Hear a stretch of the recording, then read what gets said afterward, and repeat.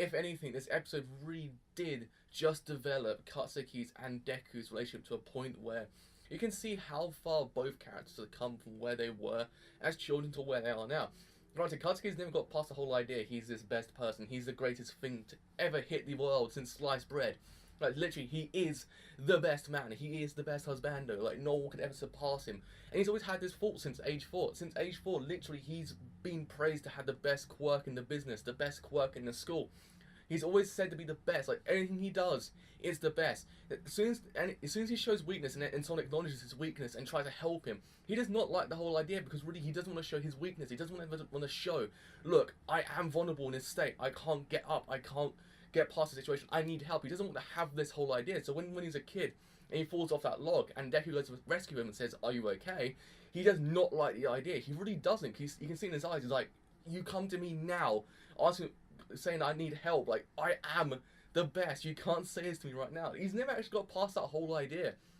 Like, even in this episode, the whole entire time, he's never got past the whole idea. He is the fracking best. He's a dude. He is the man. Like, he's never got past that whole idea. Even, look, Deku says you're amazing still, but he says at that point, I need to surpass you. That's why I want to beat you. You're this amazing person with the best quirk. I need to surpass you. I need to beat you. And All Might's saying, look, at heart, I want to stop this as a teacher. I have to stop this. But because Deku wants to get past this whole situation, he wants to kind of get to a better future, he has to do this. He has to do what he's doing right now.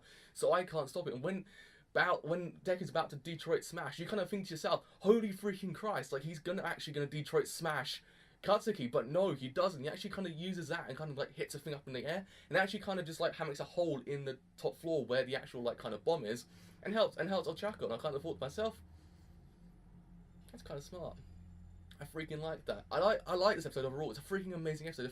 It's a freaking amazing character study episode of how it just really told us how Katsuki works as a person, really. That was the main thing I took away from this episode, how Katsuki really works, how he sees himself, and the fact that, yeah, even him saying to Deku, look, you'll never be the best. Like, you look, you can't do anything on your own. As a child, he's kind of like, you're never going to do anything on your own. You're a quirkless crybaby. You will never get past where you are. You'll never surpass me, because even when the whole fight's going down, and really you can see it, he's just going, you will never surpass me, you will never beat me, you're just a pebble. He's always chanting this whole idea. He's trying to inflate his own ego as soon as someone's trying to deflate it at the same time. Someone's standing up to him that has never stood up to him before, and it's actually hurting him. It's hurting him inside, because you can see it when Deku says, I'm not scared of you anymore. You can see him slowly, like, his mouth go, like, you can see it actually affects him on an emotional level, because it's never happened before. Now it's actually happened. It really got to him as a person. He's sitting there going, holy freaking Christ.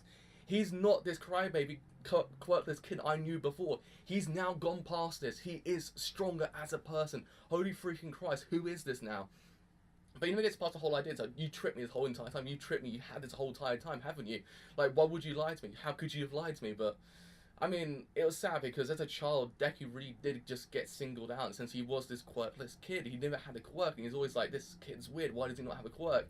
And then people were saying, don't worry about it, like, you don't have a quirk, not everyone has a quirk, don't worry about it, you can still get past it in life. Like, people still gave him encouragement, not everyone put him down, just a fact that really Katsuki did. Katsuki always put him down, saying, look, you'll never surpass me, like, you could be 50 years old, like, you can be ultimate muscle for all I know, but you still won't surpass me. I am this person that will never be surpassed. And really, it was kind of annoying, because he has his ego. It never leaves him. Even when he's defeated, you can see, like, in his eyes, he's defeated. Like, he's like, holy freaking Christ, it's actually happened. Like, I've never seen this happen before in my life. But it's fracking damn happened. And you can see, he doesn't want to acknowledge the fact. I thought maybe at the end, he might just kind of fall to the floor. And maybe, just freaking maybe, say, good job. Like, in a sense, just kind of say, look, you defeated me, good job. But I don't know, maybe it might happen, we're not too sure, because now we can honestly say that Katsuki's kind of whole entire like ego has been destroyed. It's gone, like, it's literally gone. The person he never thought could surpass him or defeated him. He doesn't like the whole idea. Deku still acknowledges the fact he can never beat him in a one-to-one, like on a one-to-one kind of fight. He can never beat him, because really Katsuki's a strong person. Like, I can't ever denounce Katsuki, because he's a strong person. He's very, very calculated what he does. Granted, yeah, it's quite offensive, and his actual quirk explosion can actually like use the sweat on his hands, actually turn to natural glycerin, and actually make this massive explosion. All Might's like, holy freaking Christ on a bicycle, what is the freaking that? And it actually does kind of decimate Deku in a way.